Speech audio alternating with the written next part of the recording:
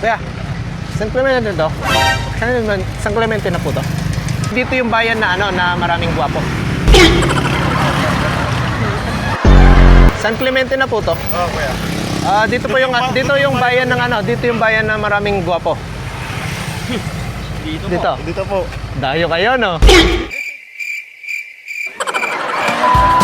Sa mga maniniyo, kung mapapadayo nga kayo dito sa San Clemente, Tarlac, ay meron ditong isang lugar na tsak naman pag napuntahan mo, ay mapapasabi ka na lang na ang sarap talagang mabuhay. Dahil meron ditong 75 hectares na farm na kung saan ay meron silang mga high class na alagang hayop at high class na pananim. High value crop po ito. High value crop to mga agar.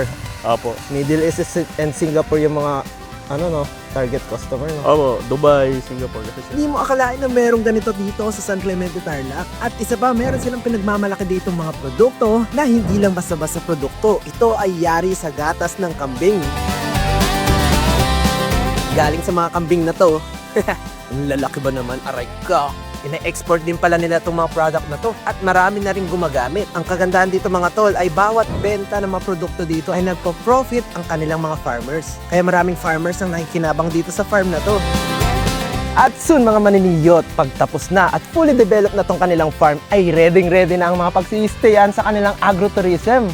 Ito, papasukin na natin. Soon ay good for camping na to para sa mga schools, activity, barkada, pamilya, at kung sino-sino pa. Kung mahilig ka talaga sa nature, ay swak na swak to sa iyong panglasa. So maraming salamat sa mga maniniyot. Dumayo na kayo dito.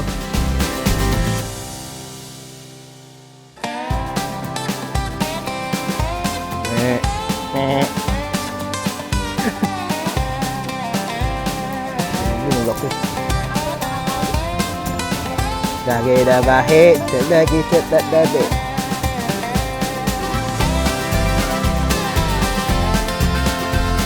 Ubus agad. Logi. World most expensive chicken. Yung pala nakita namin kanina, guys.